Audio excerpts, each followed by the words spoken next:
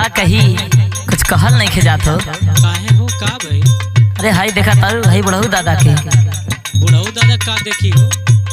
आँख खलौले बाणे तोहरा मारे, आँखिस देखात नहीं के रहल, खाली तोहर बोल सुन के तोहरा से प्यार करे ले हो।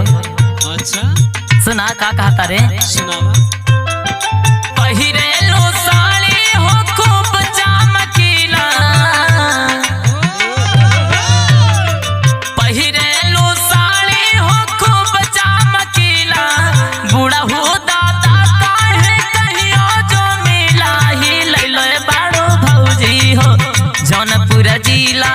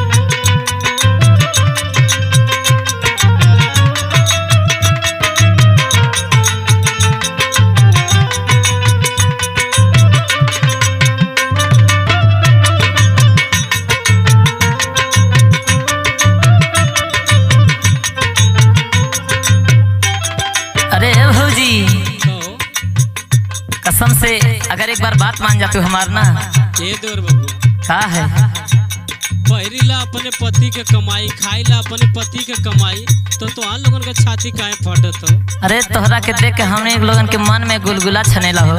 अच्छा सुना सुनावा।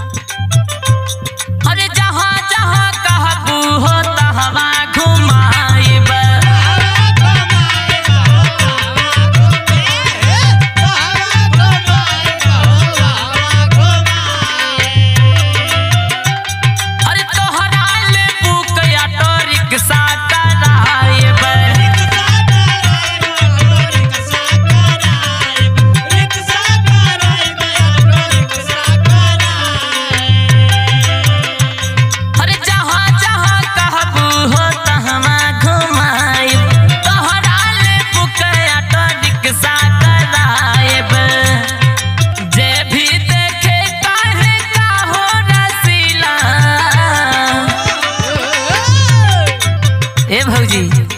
सुना सुनावा। जे भी देखे कहे का हो रसीला ही लैले बाड़ू भौजी हो जौनपुर जिला।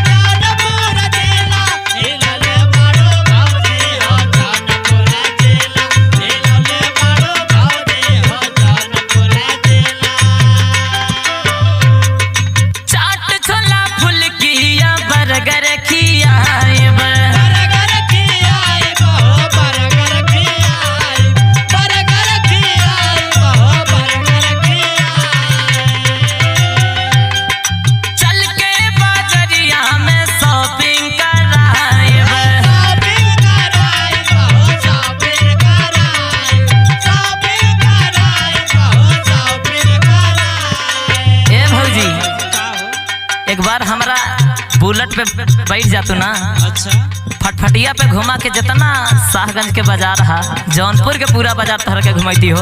अच्छा सुना